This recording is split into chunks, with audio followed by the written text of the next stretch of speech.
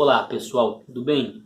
Seguindo aí a nossa série de dicas de direito penal, principalmente para os exames da OAB e voltado também para concursos públicos, hoje eu gostaria de trazer uma dica muito especial, muito importante, um assunto muito relevante, muito recorrente, inclusive, cai bastante em provas, todo exame cai uma questão relacionada ao tema, que inclusive foi tema tanto foi exigido esse conhecimento tanto da minha peça prática, quanto também foi tema de uma das questões.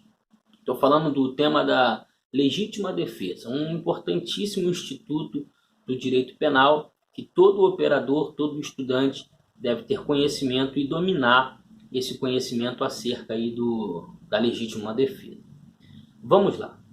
A natureza jurídica da legítima defesa é uma causa excludente de ilicitude, o segundo elemento constitutivo do crime, no conceito analítico do crime. O artigo 23, ele traz essa natureza jurídica da legítima defesa, que é uma causa excludente de ilicitude. O ato não é considerado ilícito, mas ele não conceitua efetivamente o que seria a legítima defesa. O artigo 23 não conceitua a legítima defesa. Ficou a encargo do artigo 25 para conceituar a legítima defesa. O texto é o seguinte: considera-se em legítima defesa aquele que, usando moderadamente dos meios necessários, repele a injusta agressão atual ou iminente a direito seu ou a direito de terceiros. Então vamos lá. Para que haja a legítima defesa, obrigatoriamente, nós precisaremos que haja também uma injusta agressão. O que seria essa injusta agressão? Segundo a doutrina, a injusta agressão consiste numa conduta proveniente do homem, ou seja, somente o homem pode produzir uma injusta agressão. É expor a perigo ou a causar dano a algum bem jurídico tutelado, seja esse bem jurídico meu ou de terceiros. Então, é necessário que haja uma injusta agressão. Mas pode haver uma justa agressão? Sim. Por quê? O sentido de agressão aqui não é aquela agressão de violência física, de uma força física, mas é expor a perigo ou causar dano em um bem jurídico tutelado. Por exemplo, um exemplo de justa agressão é um policial que vai cumprir o mandado de prisão, ou seja, ele vai violar o bem jurídico tutelado, que é a liberdade de uma outra pessoa. Mas essa violação, essa agressão não é injusta, porque ele vai estar amparado pela legislação. O seu ato é legal, ele está cumprindo uma ordem, ele está cumprindo o seu ofício. Então, essa agressão não se fala em uma injusta agressão. A agressão ao bem jurídico, liberdade, é justa.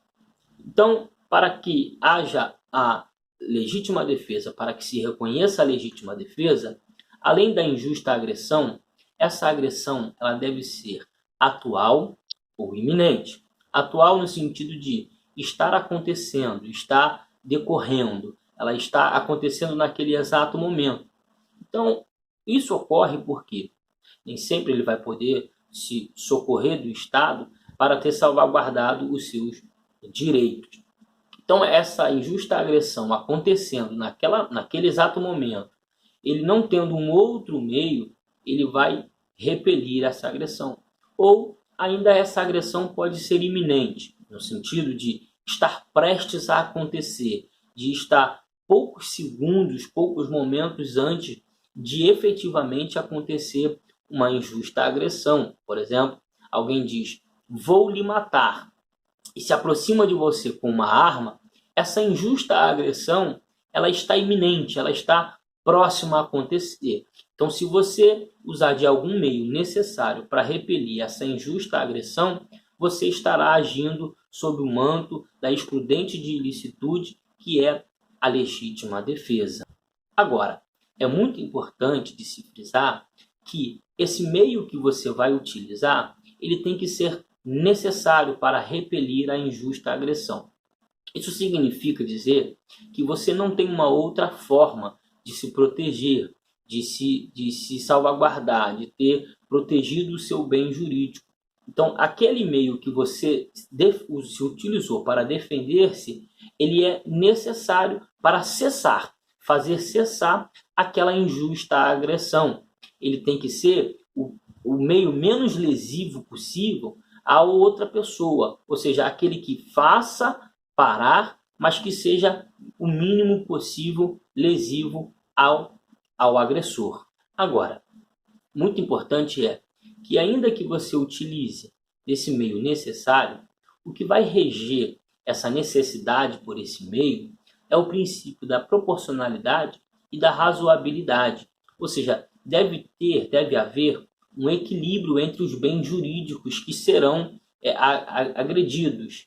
E, por exemplo, uma criança que passa por uma propriedade, vê uma pipa cair, que entra naquela propriedade para pegar aquela pipa, ou, como a doutrina muito cita, uma fruta, um pé de manga, o dono daquela propriedade, o único meio que ele tem para proteger a sua propriedade, para proteger o seu bem, é uma espingarda. Ora, não é proporcional, não tem razoabilidade entre expor a vida de uma criança a perigo e proteger um bem que, sequer se fosse violado, seria considerado crime pelo princípio da insignificância.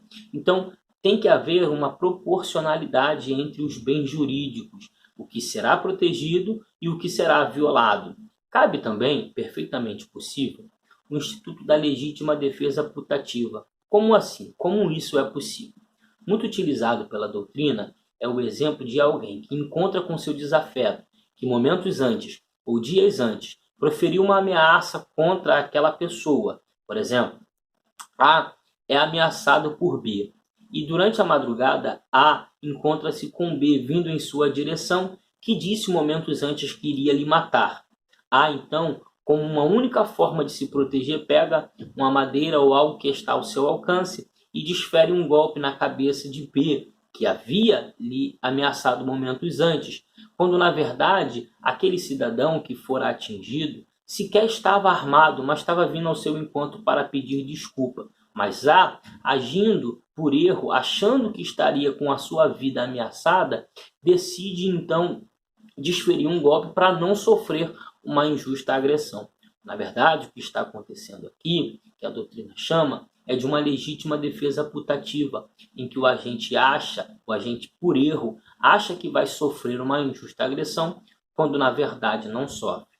Cabe lembrar que também é possível, perfeitamente possível, a legítima defesa de terceiros, quando alguém está vendo uma outra pessoa, desde que esse bem não seja disponível, desde que esse bem jurídico não seja um bem jurídico disponível, que é uma discussão doutrinária, ele pode também agir para intervir, para que se faça cessar aquela injusta agressão, ainda que seja em favor de terceiro.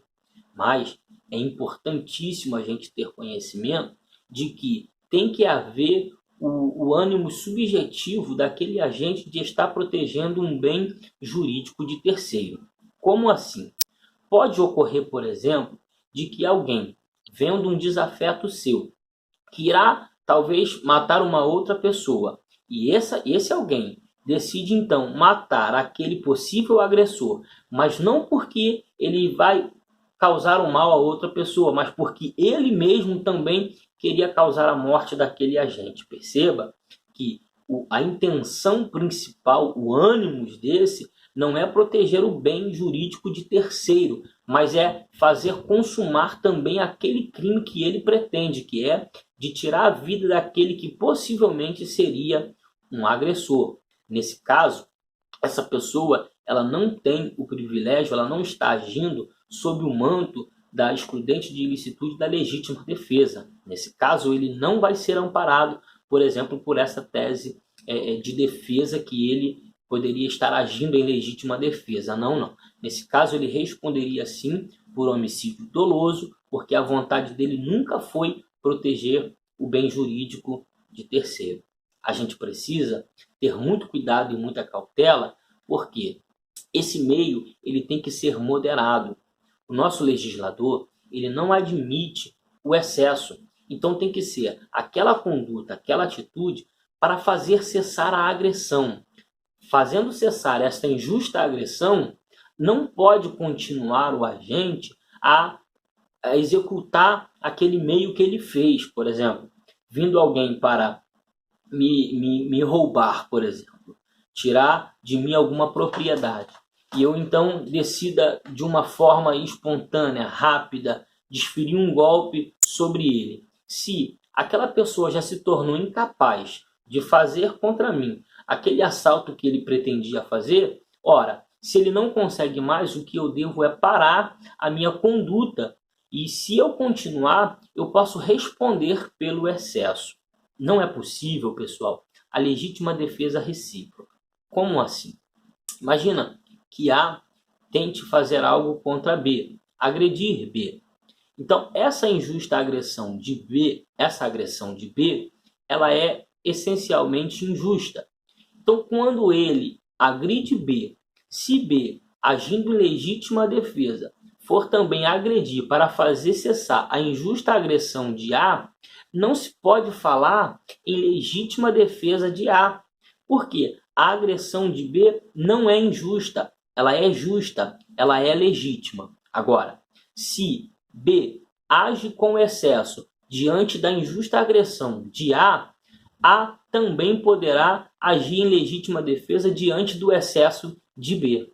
O que nós não podemos também confundir é a legítima defesa com o exercício arbitrário das próprias razões, que é um outro tipo penal que mais à frente falaremos também sobre ele. Ora, no exercício arbitrário das próprias razões é aquela famosa frase que alguém está fazendo justiça com as próprias mãos. Ora, porque ele tem razão, ele vai lá e toma uma atitude, ele faz uma conduta que ele teria até legitimidade sobre ela. Como assim? Alguém que vende uma coisa para outra pessoa, a outra pessoa não paga, ele vai lá e toma aquele bem que ele vendeu, que ele negociou.